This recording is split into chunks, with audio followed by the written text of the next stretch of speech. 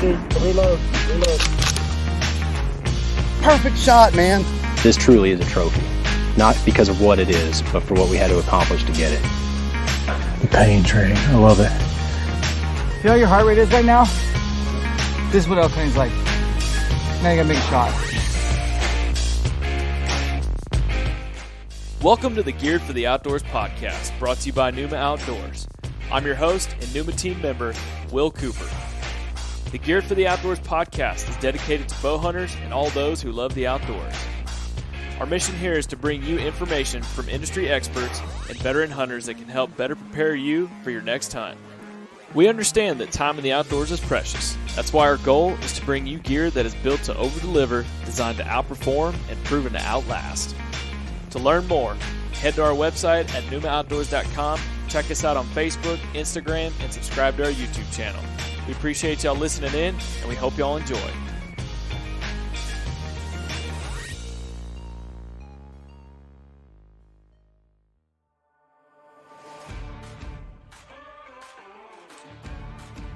What's up, everybody? We want to welcome you back to another episode of the Geared for the Outdoors podcast. As always, you got your man Will here coming on, bringing you another great episode. But today, we got a good friend of mine coming on. We've got AJ Laquinta coming on board. Now, AJ is super involved with Instagram, social media, YouTube, has his own page. It has his own brand called Coda, also known as Knights of the Apex. You'll find out a little bit later what that means. But I was able to get AJ on here and pick his brain about what it means to be an influencer for the outdoor industry. I think there's a lot of people out there that have misconceptions that all we do in the outdoor industry is hunt. But a lot of times that's the farthest thing from the truth, but we do get to hunt some, not gonna lie. But I really wanted to bring AJ on here to pick his brain and just help others who may want to go down the same road that he has and find out how he's gotten to work with the brands that he's gotten to work with, like Black Rifle Coffee, Easton Arrows, PSE Bows, and a couple others. Just talk about what that means to him, how he's done it, talk about his journey, so that way if any of you out there are interested in becoming an influencer, or you are an influencer and you're really just trying to figure out how to make your own way, I think AJ's got some really good stuff for you. So if that's you definitely want to tune into this one, sit back, grab a notebook, because AJ might take you to school on a couple of things. But we just want to thank everybody for tuning in, because there's a lot of other podcasts out there that you could be listening to right now. So we just want to appreciate all of y'all that have taken the time to listen to the Geared for the Outdoors podcast. But we appreciate y'all. We hope you enjoy this one, and we'll see you soon. Well, AJ, want to appreciate you hopping on the podcast with me today. I wanted to give the listeners a little bit of 30,000 foot view, basically, is what I like to do at every podcast at the beginning. But let's give the listeners a 30,000 foot view. I know you've got your social media pages and everything that we'll dive into in a little bit, but I really want to dive into who AJ is. Yeah, so I'll 30,000 foot view is, I grew up in a family of hunters. My family came over from Italy 2 generations ago, and they were hunters over there, and they continue to be hunters here in the States. It was mostly sustenance for my great grandfather and my grandfather, and my dad and my uncle and them got into bow hunting kind of as a way to expand their season. And I grew up just watching that and just seeing the difference between kind of the bow hunters and the rifle hunters, and just the intimacy that the bow hunters seemed to have just with the land and how they hunted and getting close was just something that really drew me to it. So as most people, not, I shouldn't say most, but as some people have, there's a time in high school and college where I was busy chasing some other stuff. I wasn't in the woods as much. And after college, got back into it. And after a couple of years of just being frustrated with not being able to work on my own equipment or having the knowledge base to, I started just playing with my own stuff, experimenting with different gear, trying different techniques, and just sharing that on social media. And I found for whatever reason, there were people that were connecting with it. And I really liked the whole photography side of the house. And especially back then, there wasn't a whole lot of gear centric archery or bow hunting pages or social media sites out there. It was all kind of the same YouTube videos of guys doing reviews and stuff, but not a whole lot of photography stuff. So I just kind of dove deep into that, and just been doing that ever since. And I've gotten to link up with some great companies, including you guys over at Numa. And it's just been really cool. It's a great community. There's so many amazing people putting out good pieces of gear, and being able to share that with people, in just an honest and transparent way, and getting to talk gear with just other hunters is really why I do it. It's just a lot of fun, and it just adds to the whole experience for me. I love it, man. Where are you located? So I am located out of Tampa, Florida. I grew up on Long Island, New York, and hunting the Catskills, and I Okay. moved down here. I went to school at the University of Central Florida in Orlando, and then did a brief stint back in New York, and now I live in Tampa with my wife. Sweet, man. And now, what do you do for a full-time job exactly? So I manage a team of analysts, and we're responsible for reviewing our quote unquote high risk customers. I work for a big brokerage firm, and we review our high risk customers, and we make sure they're not laundering any dirty money through our firm. So it's financial crimes related. So I take it you probably got a degree in accounting. I have a degree in history of all things. What? Well, okay, so what you do for a day job has nothing to do with the outdoor industry. Absolutely zero. And honestly, part of the reason I started Coda was as kind of just a creative outlet. I love my company, and my job is great, but early on, I grew, and I was able to get promoted real quick just because I joined the firm when there basically almost was no department that I work in now. Yeah. So there is I was one of the handful of people that joined on at the right time, and we literally built it from scratch. And then once everything was built and kind of all the dragons were slayed, I kind of sat around and looked around and was like, cool, this is nice, but now what do I do? I'm kind of the captain behind the cruise ship, like just watch out for icebergs, but otherwise, that sense of purpose was kind of gone. And I started diving into just my hobbies again, and sharing that. And that's kind of how Coda started. Man, I love hearing these stories about how brands get started. Essentially, you're an influencer, and so I really want to focus this podcast on that because there's a lot of people out there that I think they want to be a part of the outdoor industry, but they don't quite know how, or they Mm, think that all we do is we get paid to hunt, right? yeah. And so I really wanted to dive into that with you about, you're getting your page started, what your page is about, and just, go down some rabbit holes. And that's where I want to find out, what does, CODA stands for Knights of the Apex. What does that mean, and where did that come from? Yeah. So, and this is a topic I love talking about because I know, I was that guy, and I know a lot of guys looking at it, and I've learned, I'm still a small fish in this pond that is the outdoor industry, but I've had the blessing of meeting some amazing people that have, mentored me, and I've learned a lot the last couple of years. But yeah, Yeah. Knights of the Apex, the name is, the way I see hunters is, we're conservationists, but we're also hunters, right? So Mhm. we're the apex predators on this planet as human beings, but we're also the protectors of those same animals that we're hunting, right? So we're at the top of the mountain. We're kind of like knights of the apex predators, right? We're I the guys like it. protecting it. Yeah. And being a UCF alumni, go Knights, was our Okay. mascot. So Yeah. if I could tie that in somehow, that's always a win-win. So that's where the name came from. And as far as like the whole influencer thing, it's funny because I get this question, especially now that the brand is and for lack of a better term, is starting to get a little more notoriety, and we're starting to partner with and build relationships with bigger and bigger companies. I've been getting this question more a lot.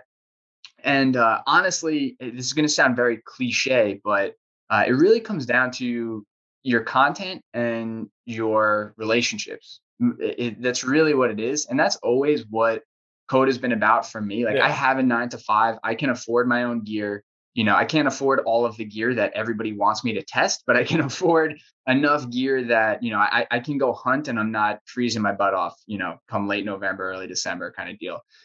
But what for me, like it was just about, getting better at sharing my hunts and the gear and the things that I was just enjoying and doing every day. Like I don't have like a schedule or a planned kind of marketing calendar or anything like that. For me, I'm just trying to capture what I'm doing every single day and share it in a new and interesting way that gets those guys that, whether you're brand new to archery or you've been doing it for a while, it gets them thinking about like, maybe there's another way of doing this, or, oh, that's cool, let me try this, or, oh, check out how this guy screwed that up, let me not do this. Because that's something I try and be real transparent. And through that, a lot of guys DM me, like, I mean, everyone from like, the dude that like barely has social media to guys that are pretty big names in the industry. And I get to talk to these guys, and I'm very careful about like, I want to build relationships. I'm not looking to have transactional relationships with people. Like I like talking gear. And if like any relationship, if you hit it off, you hit it off. Right. And sometimes that spawns into other stuff. And there's certain companies where, their vision for where they want to go and how they want, the industry to grow, just kind of aligns with what I'm doing and what I like to see. And, through that, those relationships just kind of form organically. There's not a whole lot of forcing it there. So, for those guys just starting out, this is something I'm very cognizant of, and I've said this before. Photography and content is kind of like fighting. Everybody thinks they're better at it than they really are. And, myself included. It's, if your goal, if you want to be in this industry as a content creator, whether it's a photographer, videographer, whatever it is, right, you should be so good at it that it's undeniable. Like people are drawn to what it is you're putting out. And then, you shouldn't worry about the size of the following or because all that stuff that's a byproduct of authenticity and transparency and putting out engaging and entertaining content. It really is. It sounds so cliche. It's like when the rich guy tells you money isn't everything, but it's, I've just found that to be so true. It doesn't matter if I had, some of the relationships I still have to this day, I built when the page had 500 followers and I was still taking photos on my phone. Right. And those are still some of the strongest relationships I have now. It really comes down to, just investing in your craft, just like hunting, right? Like you could have all the followers in the world. It's not going to help you kill stuff, so that applies to everything in life. I think focus on what it is that's actually important, and also figure out what you want, what you're looking to do. Like if you're a company, like Numa, you guys have products, right? So part of that is, of course, getting those products in front of people, because no one's going to buy stuff if they don't know it exists, right? So it's a little different for you guys, but for a lot of these guys that I think they have kind of this grandiose vision of what a quote unquote influencer is. And, when you get down to it, it's a lot less romantic when you're actually there than it is. So if your goal is just to be in the outdoors more, you can do that without an Instagram page. Like there are ways to do that. If your goal is to get free stuff, there are probably more efficient ways to go about that as well. So I think really like people just have to be honest with themselves and just figure out like, what is it you're actually looking to do and get into, and where do you want your place to be? And also like recognize, where is there a need? Like, where is there a demand that's not being fulfilled, right? Whether it's you guys creating clothing that you guys see a demand for, or me creating photographs for gear that I just don't see highlighted enough. I think it's important to find that. And that applies to all aspects of life if you want to promote yourself. 100%. And I think one of the things too that's big with anybody that wants to get on social media is remaining consistent with your output levels, because I'm guilty of this. Like I've had my own personal brand for a while, and before I started working for Numa, I was super heavy into getting content pushed out, and it was really growing. But obviously, the job I do now is basically that. And if you don't remain consistent with it, you can hurt yourself. Essentially. It's true. It's true. And you also have to figure out, if you're somebody that you've got another job, you may not be able to be consistent enough with it. And if you do, you're probably going to have to sacrifice somewhere else. Like, especially early on, I started knowing nothing about photography, knowing nothing. I still suck at videos, but knowing absolutely zero. So those first 2 years, it was a lot of time and a lot of wasted time just learning that learning curve and building my way up. And that was date nights I didn't have with my wife, parties I didn't go to with friends. There's certain investments that just have to be made. And yeah, if you're not consistent with it, there's no escaping the rule of 10,000 hours. You have to invest those 10,000 hours to get good at anything, right? So, I mean, you can be more or less efficient with it. Some people, it takes 20,000 hours, but, it just, you have to realize that consistency is key, because those skills, that's the only way you're going to develop them, and they will atrophy. And, especially the way the algorithms work and things like that, that's a whole other game that you have to decide. Is that how you want to work with your brand? Like, are you somebody that's going to play the algorithm, or are you just going to be consistent with your branding and, recognize like, okay, the people that I'm looking to target and partner with are either going to recognize this or not, kind of deal, which is kind of the approach I take. Like, I'm not, I'm not as in tune with kind of, tweaking my approaches based on what the algorithm's doing. I've always been pretty consistent with stuff. I'll try new things all the time just to see, like, is this catching on with people? Like, do people actually care about this? But like, for example, like TikTok, I never got it. I tried it. I just never really understood it, and it didn't really register with, and wasn't the type of content I enjoy making. It just it wasn't fulfilling for me. Right. Like, but I know other people that they love it and they've blown up on there and they have a great time.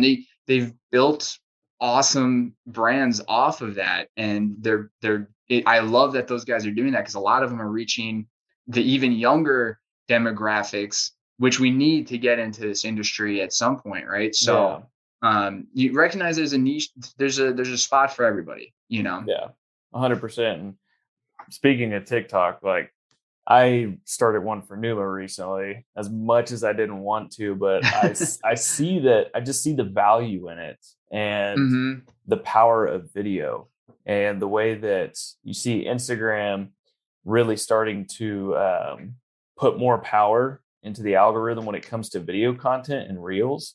Yeah. That they're trying to be like that TikTok now. And so I think me personally, I think it's super key and important to start honing in on that. It's communication at the end of the day, right? It's another form. It's another skill set. It's like, you can't, if you're an MMA fighter, you can't just have a good jab, right? Like, you have to develop a well-rounded set of skills, and then maybe you have a specialty, right? Like, for me, definitely, I get Instagram. And it's funny you say that about the videos, because everybody keeps telling me that. I do next to no videos, and the last couple of months, I've had the best growth that the page has ever had. So, I think too, like, if you're somebody that, you're just getting into that and you're just expanding into the video space, or, the short clip, like the reel space, it's okay if you're not getting it at first. Again, like, quality trumps everything else. Oh yeah, it really, quality and consistently really does trump everything else. For sure. Quality over quantity. Yep. And I think that's where, what I want to touch on is, you've been doing this since 2018. Yeah, I think so. So one of the things I've seen is that people get really frustrated when they first start off and they just don't see the growth. They're not getting the tens and thousands of followers like they hope they would. And I think that's where you see a lot of people that probably have really good potential drop off. And talk to those folks. You've been doing this for 3 years now, coming up on 4, and talk about the growth that you've seen, but the work that it's taken and the time that it's taken. Yeah. So, I've seen this in, my other professional career. I see this, I got into jujitsu a couple of months ago, and with code in the outdoor industry, I've seen this as well. There's motivation only takes you so far. You Yeah. either have it in you to have that endurance or you don't, right? And no one can really talk that in, or if someone has to talk that into you, that person's not going to be around forever. You've got to talk that into yourself, and you've got to either see this as a long-term thing that you want to do, which I think is also why it's important that you have to be true to yourself. And what are you really looking to get out of this? And what is this? Like for me, this was a creative outlet for me, and Yeah. everything else just kind of spiraled out of that, right? Mhm. If this is a business decision for you and you're looking to make the outdoor industry your career, right? Well, then you have to have probably a different focus. And also, you have to take additional things into account, because at the end of the day, right, your mortgage or your rent or whatever is going to be riding on that, right? So you're probably going to have Yeah. to take some additional risks. You're probably going to have to take some additional, you're going to have to foray into different areas. But you have to just, again, going back to that 10,000 hours, you have to expect, like, I'm gonna suck at this for a little while. No one comes out and is just amazing at creating content. Um, if there are a lot of guys out there that are absolute killers on the mountain, and they think that things should just be given to them because that, if you're a killer on the mountain, that's awesome. But again, it goes back to, like, Yeah. you have to be your own best supporter, right? Like Mhm. you have to promote yourself, because you can't just rely on everybody else to promote you, right? So it doesn't matter if you've got 3 world records if nobody knows about it, right? That doesn't it's awesome. And if some people don't care about anybody knowing, and those guys are awesome too. But Yeah. if you're looking to make this a career, you need to have a certain amount of recognition. They just go hand in hand, right? So you have to just put in the time, just like you did to get to a spot where you were good at hunting. You have to do the same thing with creating, and you have to accept that I'm probably going to suck at this for a little while, and I have to keep looking at what am I doing that isn't good. And I really recommend following people even in other industries that you love their styles, and try figuring out what they're doing and putting your own spin on it, right? Yeah. That's natural. Like it's not, when now I'll have people that'll be like, dude, this guy's stuff looks like yours. And I'm not offended by that in any way. If somebody is somehow inspired and copying like a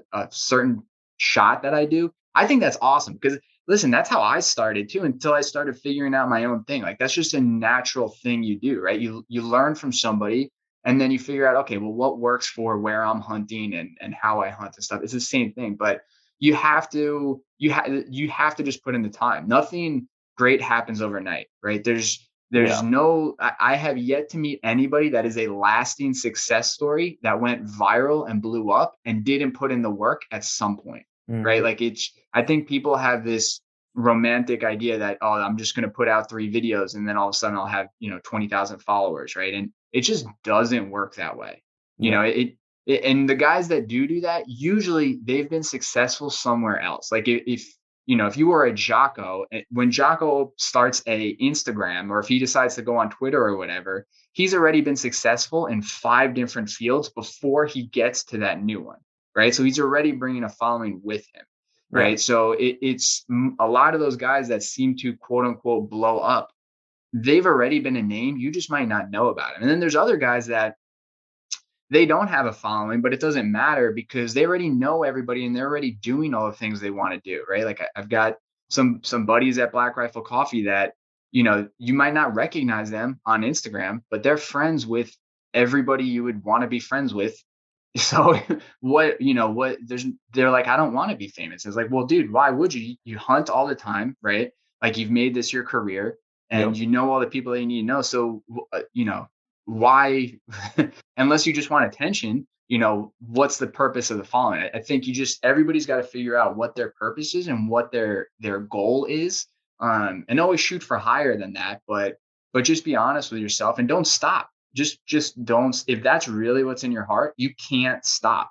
Maybe you take a little hiatus. Things happen in all our lives and you got to step back, but if this is what you're called to do, you can't ever stop. For sure. You I know as cliche as this is going to sound, you can't quit. You have to You keep going. can't. Yeah. Man, the other thing I want to touch on is the opportunities that doing this can afford you. I mean, just I think this is where I want to kind of get back to. People think that, oh, I want to be an influencer. I want to go hunt for a living. But at the end of the day, it's very expensive. You're Yep. probably going to have another full-time job. But I like to look at you as kind of the standard as well as other influencers. But you've kind of set the standard that you've created a name for yourself now and your brand that I saw that you've gotten to do some really cool stuff with Easton. I've seen you working with Sevron stuff, and then you just spent a whole week with Black Rifle Coffee down in Texas. Tell us about what this does and how the relationships you build and opportunities it provides. Well, I think the biggest thing for me is that I didn't expect and I didn't go out looking for any of this, right? So I always had a small, and maybe this is good or bad, but hopefully someone can learn from this. And thank you for the kind words, by the way. I don't know if I quite deserve all of that, but I appreciate it. I think a lot but- of people would be jealous of getting to do what you do for fun. Well, it's not lost on me, a lot of the stuff that I've gone to do. It's definitely not. And sometimes, it's later on, like I have to pinch myself, like, did that just happen? But honestly, how I've found myself in all of these situations is just making myself available to do whatever it is that needs to be done. Like I've developed a skill set, and then, I built those relationships, whether it's just a person that I met at a trade show or total archery challenge. And, we kept in touch and we became friends, and like legitimate friends. Like you and I, right. We messaged back and forth for years before you worked at Numa. For sure. You keep in touch. And I got a buddy, Jimmy at Humphrey, same thing. He had his own brand. I remember 2 years ago, we were just like trying to figure out, how do you even edit photos on Lightroom, right? And now he's working for a number of companies, going on hunts and getting to film and hanging out with like Taylor Chamberlain and Taylor Coleman and all these big names in the industry. And, for me, as I started building these relationships, I just asked people, what do you guys need? And how can I help? Right. Whether it's helping out at a booth, at a trade show, taking out trash and just talking to potential customers, right? Like, you don't know where that's going to go, and just make yourself available. But you got to be authentic with it. Because if you're just there and then you're not paying attention, you're not really invested in it, then, those people probably aren't going to go back to you. But like how I've gotten to go to ATA, how I've become friends with the guys at Black Rifle, like it was just, I think they saw that like I authentically just wanted to help. Like I asked, Isaac Alleman was one of my first friends in the industry. He worked for Easton. He worked for Badlands before. I met him when he was at Easton Sever. And then he got hired on by Black Rifle. And I told him, I was like, hey man, like you believed in me at a time where I didn't even know what I was doing. Anything you ever need, right? Like I'm there, whatever. Yeah. And he's like, hey man, we've got this event in Salt Lake City before Total Archery Challenge. If you could come help out, that would be great. We're sending some guys up with bows. I didn't ask any more details. I just asked for the time, location, showed up. It ended up being this insane adaptive athletes veteran shoot, right? With some just like total badasses, like just our nation's greatest. And, PSC, Loophole, a whole bunch of companies hooked up these guys with full bow kits, and we got them rigged up, measured out, tuned up the bows, and we got them shooting so they could shoot Total Archery Challenge the next day. Damn. And it was one of the most rewarding experiences of my life. Like quite honestly, like getting to help these guys out and seeing them, and then having them tell me later on, like being able to shoot archery has given me a sense of purpose after the military. Like being able to get out into the outdoors, being able to do all these things and enjoy these things again was something that I really needed, and being just a small microcosm of a part of that was so rewarding for me. But again, it was just making myself available. And then that's, things like that, they spiral into other things. And I keep in touch with these guys, and like, we check in with each other from time. It really just comes down to consistency, relationships. And again, you have to have, you have to bring some sort of value to any relationship, right? Like the reason you and your wife or you and your girlfriend, the reason you guys are together is because, you see value in each other. The same thing goes for professional relationships. It goes for everything in life, right? So, I think a lot of people too, what can rub some companies the wrong way is I think they want to be kind of the focus of everything. Yeah, Right. Whereas like for me, what makes it easy for for me sure. what makes it easy working for companies for me is I don't need to be the face of Coda, right? Like I let the gear be the face of Coda. I'm just the dude writing the captions. Of course, in videos and stuff, like someone's got to be talking to the camera, otherwise it'd be kind of awkward. It'd look like Yeah. you know, it looked like what is it like when people are in protective custody kind of deal. If I just blurred out my face, Oh um, gosh. but but like for me, like I'm okay with and as the brand, we start working with more and more companies, like who are your guys, and I'll tag along, like in Montana I tag along with Black Rifle Coffee without my bow. I just brought my camera and was like, do you guys need someone to photograph? They're like, yeah, actually we don't have a photographer tomorrow, we're gonna be shooting the mountain tomorrow 7 o'clock right in the morning, if you want to come with. Like, dude, yeah, absolutely, right? Like I I remember didn't. you telling me that. Yeah, but that was it. That was all it was. For me, I looked at that. One, I already knew a couple of guys, so I was going to get to hang out with my buddies, right? I was going to Mhm. get to leaving my bow behind, right? I was going to get to focus on just getting better at taking photos, taking good photos, and those guys loved it. And a lot of them got to have photos that normally they're not like the guys that are front and center in front of the camera. So a lot of those guys that were just, they've been traveling the country, working the booth, they appreciated having some photos to look back on where, they look badass shooting in the mountains of Montana. Oh So, heck yeah.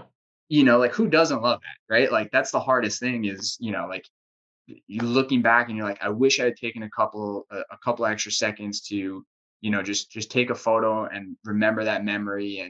And for me, I really look at like photographs as a gift. Like I love printing out photos of, like, whether it's my dad, when we're hunting together, things like that, like giving that, because those are things that it goes back to like cave paintings. It's something just genetically in us. So, for me, if I can use that now that I've developed this skill, if I can use that to give back to this community and give back to people and build those relationships and, help out companies that I see what they're doing and I see the positive impact they're making, that's just what I'm trying to do. And I don't know if Yeah. I even answered your original question. I know we went off on a tangent No, there, you but definitely have, and then some. Man, but I think one of the cool things too, and you just touched on this, was, you went up on the mountain with Black Rifle Coffee with a camera because they didn't have one, and you didn't take your bow, you didn't shoot, you were there to get those photos for them. And I think that's super key for people that are trying to find a way to get in the outdoor industry, that if you can build a relationship like that and you go and do something for a company like that and let them know, like, hey, I'm not the center of attention here. Like, I'm here with my best foot forward with y'all's interests in mind. I have no idea what your career plan is, AJ, but that's the kind of thing that when it comes time for a new position that needs to get created or a job opening happens, they're gonna be like, oh hey, AJ, TAC took pictures for us. We need a social media manager. You know what? AJ, what's your plan? That's a potential for a job outlet for somebody right there. for sure. And I think the amazing thing with TAC is, like, I don't want people to think I just did that because it was Black Rifle. Like, I took pictures. So I've shot TAC 3 years now. Yeah. I've done it with everyone from just my dad to, random strangers. And I've kept in touch with everybody I've shot with. And I've done the same thing for those guys. Like, we Mhm. airdrop the photos to each other after the shoot and stuff. And, Yeah. um, like those guys, yeah, I had some friends that work at Black Rifle Coffee and they're in the industry that I love working with. And, to your point, yeah, I think it's, again, right, making yourself available, adding value, and, investing in that. I think a lot of people, they're real quick to like, what can I get out of this? And, Yeah. and that's the other thing, like, for me, like I'm starting to develop relationships with companies, and it's getting to the point where, like, some companies in the future I'm probably gonna start having contracts with, but that doesn't mean they're the only companies with people that I like at them, right? Like Right. there's other companies I respect and other people in the industry I respect, and like I can still honor those guys and things like that. And I think it's just, you don't I've seen this in every aspect of my life, but people will be real quick to like burn a bridge or forget about some of the people that kind of got them there, and they're just kind of ladder climbing up the social structure, and that's And not a good way kicking. to be either. No, and this industry is small. Yeah. That's the thing. Like, yeah, there's a lot of companies, there's lots of employees, but this outdoor industry is small. People know Yep. people. And I think this is another good segue that, you and I both, we play on social media, big parts of our day, right? For your brand and then what I do for Numa. And we get hit up all the time from random people on socials. They might ranging anywhere from 100,000 followers all the way to 45. Like not 45,000, just 45 followers. Like they just started their Instagram, right?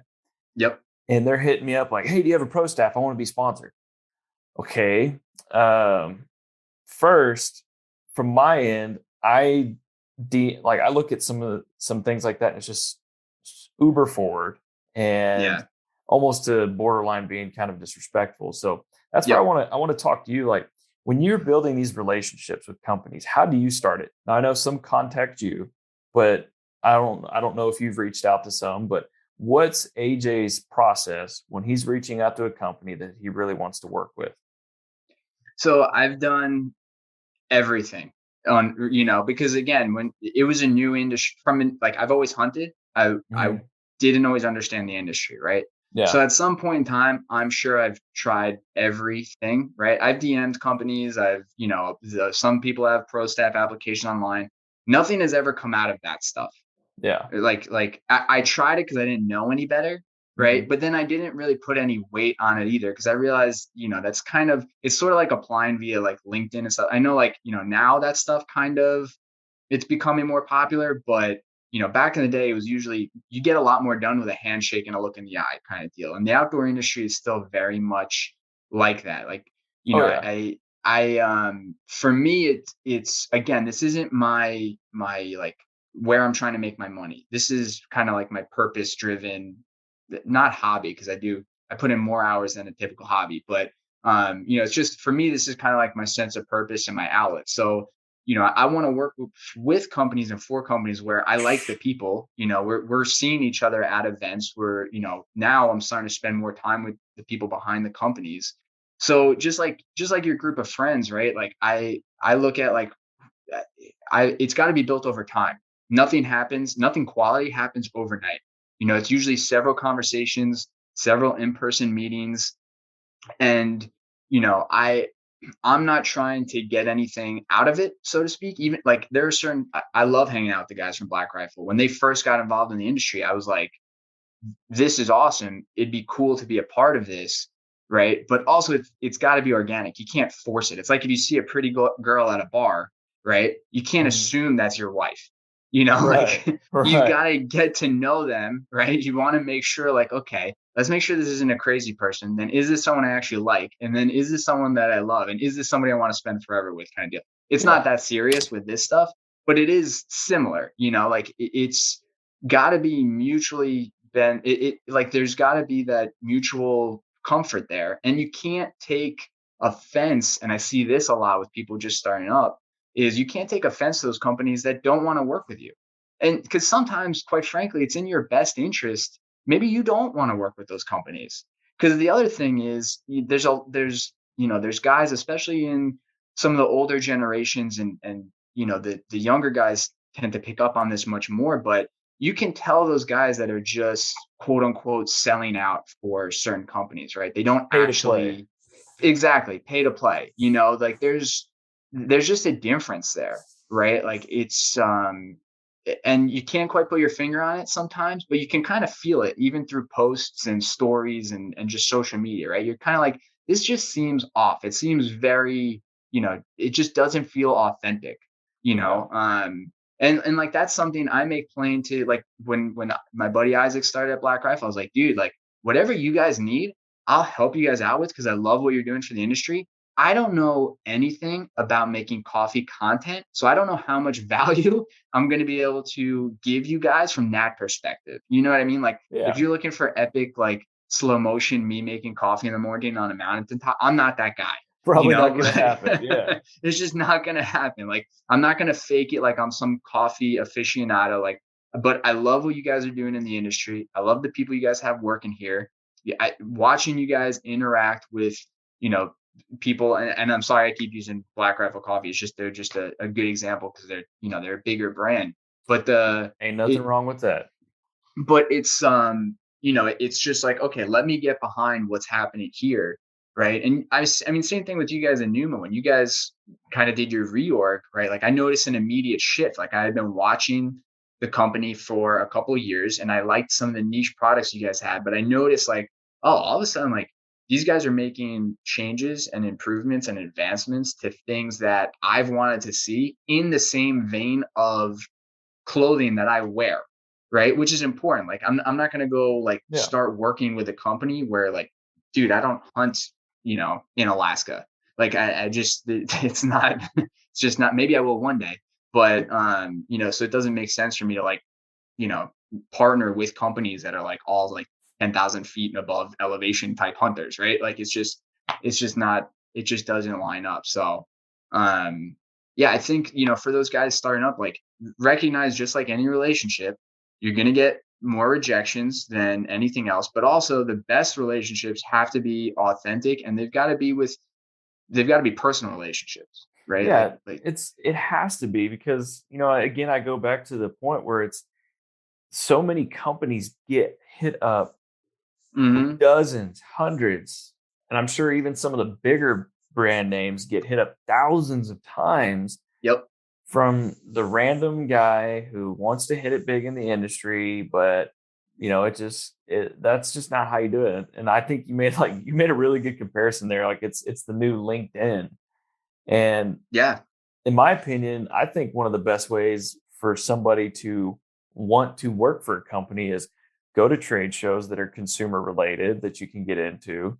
Uh, Go like Texas Trophy Hunter show that's going to be happening in Texas this weekend. It's a big consumer show, but go to those companies and get your face in front, or go to those shows and get your face in front of these companies and build those relationships. And just like you said, shake some hands. And I think the other thing too, and this is hard when you're first starting, is, you know, you got, because we're all fanboys to a certain degree, Oh right? yeah, guilty as Like charged. we love the industry. And I think, you know, you have to understand how to navigate, like when is an appropriate time to take a selfie kind of deal, Right. right? Right. Like Yeah. like that's a very like specific but great example, right? Like there are times where it's appropriate and times when it's not appropriate to take a selfie with an industry personality, right? If you're somebody Mhm. that's also looking to make it in the industry, you know, Yeah. and I'm guilty of being the fanboy, right? Plenty of We times. we all are. You know, like it's, especially when you're starting out, you're like, dude, I've watched you on YouTube for hundreds of hours, you know, and then you Mhm. meet that person in real life and you're kind of like, what do I even ask this person, you know? Oh my But God. yeah, yeah. We've all been there. It's okay, you know, if you're not, and if you haven't, you're a stronger person than I am. Um, but yeah, I think what you said about trade shows and events, that's important too, because it shows that you get out there and you're involved and you're not, you know, it's, there's a certain amount of like selflessness that goes into going to those events and talking to people and investing that time. Yeah. But again, going back to like the whole selfie analogy, like it has to be authentic, and it doesn't just have to be like oh, I want everyone to think I was hanging out with this famous person. You know, Yeah. like is it about you, or are you looking to add value to this company? You know, because Yeah. I think a lot of people, I remember I ran Sever's Facebook or Instagram page for a tax shoot last year. I just did like a live feed for him for one of the courses, and it was hilarious to me because I got to see everything that was on there. But the amount of messages, to your point, that they got about like, hey man, you know, I'm starting up this page. Can I get some free heads? You know, and again, it was like people that just started their page, and it wasn't even clear like what are they involved with? Are they outfitters? Are they like successful hunters? Like, They barely had any content to like go off of. Like, I think you have to be realistic with how much value are you going to bring to a company you're reaching out to. Yeah, they're just looking for free stuff, and I think if you show right off the bat that you're in it for yourself and you're not trying to show them like, hey, I can do this for y'all, it's a major turnoff. Yep. Yep. Yeah, because and listen, the same thing will happen on the flip side, right? Like if you get to a point where you are super successful and you're creating content that's getting a ton of engagement and you're converting and you can quantify like I've created this many sales, right? Just like you would at any other job, that then you have to be able to navigate those conversations of like, hey, how can we, solidify this relationship a little more to make it, proportionate kind of deal. Yeah. Like you've got to be able to grow both ways. And I think that comes with an awareness where I think it's honestly beneficial to have worked in some sort of other industry or some sort of corporate structure, even if it's in the outdoor industry, just to learn that skill set. Because it's like, to me, like I know some guys that are doctors that they don't have any business knowledge and they struggle, even though they're doctors and they have successful practices, right? It's the same thing where you Right. could be the best personality in the world, but or have the best content or the best products, but if you don't have the business I'm not even going to try and say that word, but if you don't have the business knowledge and skill set and the interpersonal skill set to have those conversations, it's going to be hard for you to progress. Yeah, 100%, man. And, just all the people that we met at TAC this past summer, there'd be somebody that's like, oh yeah, hey, I've been following you on socials. I've messaged y'all a little bit. And I'd be like, I'd be able to put the face to the name or vice versa. Like, oh yeah, yeah. Mm-hmm. And then being able to put that to it. And then you kind of start to build that relationship. And now you start to build that and it just begins to build and build and build. And you don't know what good things could come next out of that. For sure. And I think also if you're somebody that wants to rep a company, you should probably invest in it yourself first. Yeah. Right. Like for me, that's just always that's just always a good practice. Like I've bought way more Numa stuff than you guys have like tossed me to try out, like I think, and that goes for every single company that I've partnered with. I think that's just a good practice because you want to be impartial. You want to be, again, it goes back to authenticity, and just what you want to do. And it's a tricky thing. And there's also like, there's no blueprint for being an influencer, right? Like this is all new. And it's always changing. And, years ago, it was like everybody under the sun was a pro staffer, right? And then we learned that title is largely garbage, so it's now, it's pro means professional, i.e. you're getting paid, right? Like there's a separation there. Yeah. So I think everybody and companies included, everyone's trying to navigate this new world, and COVID only exacerbated this whole thing, right? Oh, for sure. Because now everything's remote, and there was less trade shows last year and events and all of that. So, companies are trying to navigate what's best for them too. And nobody's really, well, I shouldn't say nobody, but few people have really like dialed this in perfectly. So you got to be flexible. Well, that, and then all the apps, they're constantly changing. Like we were talking a little while ago, Instagram's going to start prioritizing video over photography from just, recent articles and things that have come out about the new algorithm. That's something that they're going to start prioritizing. You've got new apps that come out. You've got your TikToks. There's no telling what's going to be available in the next 5 to 10 years and what won't be available. So you're going to have to learn to adjust. Like look at Vine. What was that, 6-7 years ago? How big it was, and then it's just gone. Yeah, I mean, you've got to be skilled at communicating because that's all this stuff is, right? It's just communicating through a digital medium. Yep. And you've got to be able to do that. And the thing is too, like as this stuff adapts, gear isn't everything, but it does make a difference. Like there's just no getting around that. If you want to be a content creator, you need a certain level of gear to be able to do that. And especially when you start getting into the video space, you're not just talking about a camera, you're talking about a computer that can handle the files and the videos and the programs that you need for editing, right? Like you need to get the highest quality internet just to be able to upload that to YouTube or wherever you're sending it to. Yep. You know, like there's a lot of costs that go into this that I think a lot of people don't realize. It's not as simple as, you know, using your phone or buying a GoPro and just uploading videos anymore. The bar has been raised. There's a lot of, you know, it used to be you had your YouTubers that were literally just doing this on your phone, and you had your pro guys that were doing this for TV.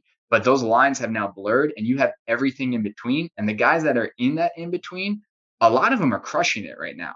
Oh, so 100%. You know, it's a cool space because there's less barriers than there was in the past, but it can be overwhelming because you're really on your own, you know, and that's also where the relationships come into play, because you can feed off of other people. Like, dude, like one of the most popular things I do on my page is every Tuesday I'll post a photo that I edited, and I'll just show everybody my edits, and I'll tell you, like, I've been seeing that. And it's funny because like those posts, they might not get the most likes, but they get a ton of saves and shares. And I'll get a lot of messages from guys like, dude, I tried this is working, you know, or I found with my camera, this works a little better. But because that's the other thing. Not everybody's setup's the same, you know, where you're taking photos, how you edit them, it also impacts that, right? Mm-hmm. So, you know, there's a lot of people willing to help. Dude, when I started, I reached out to Sam Sohol too. That dude did not have to respond to me, you know, but he gave me some feedback and some helpful tips. There's been a number of guys that I've talked to that have done that for me as well. And that's the other great thing about this industry is like the best people aren't intimidated. Like they're not insecure. And those are also things you want to look for, right? Like you don't want to be dealing with the company or, you know, the guys that are constantly worried about like, is this dude going to take my job kind of deal? Like you want to work with the companies where like, no, like this guy's got skills that can help us out, and we're going to grow this pie for all of us. Like that's what you want to look for. Those are the kind of people you want to fill a company with too. Yeah. Yep. Yeah. You don't want to have to worry about, you know, somebody trying to burn you because you make a mistake, or, you know, you screw up an edit, or you send a wrong file, or, you know, something like that. Like nobody wants to work in that type of environment. I think most of us have at some point. Yeah, for sure. And I think that's a whole nother topic for a podcast in itself. Well, man, I really appreciate you hopping on and just getting to talk to those people out there that are thinking about, hey, I want to start my own brand. I want to be an influencer. They see things you're doing and other people that's like, man, I really want to do that, but I'm just not quite sure how or what are some of the right steps to take. And I think you definitely covered a lot of that with me today, man. So I really appreciate it. Well, thanks, man. And it's exciting. And I love when, you know, when somebody reaches out and then I see their page explode. Like that's awesome. I love that. If somebody's doing great things in this industry, I just want to see more people shooting bows, you know, because if more people are shooting bows, that means more people are probably going out hunting. That's more American manufacturing that's being supported in companies, and it's just all good. So thanks for having me on, man. Yeah, man. And bow hunting's been growing like crazy. But real quick, before we end this thing, tell the listeners where they can find you on Instagram and YouTube. Yeah, so Knights of the Apex, that's Knights with a K, is my Instagram and YouTube channel. And Instagram's definitely where I'm most active, but I do have a YouTube channel that I'll upload videos to fairly regularly. And knightsoftheapex.com, we have some little unique products and stuff for your at-home bow shop and other things. So check us out on any of those spots. Sweet, man. Well, keep doing what you've been doing. I appreciate the stuff you do for the outdoor industry and the companies that you're really starting to work with. So keep it up, brother. And I'm sure we'll hop on another podcast at the end of the season. Awesome. Thanks, Will. You bet, brother.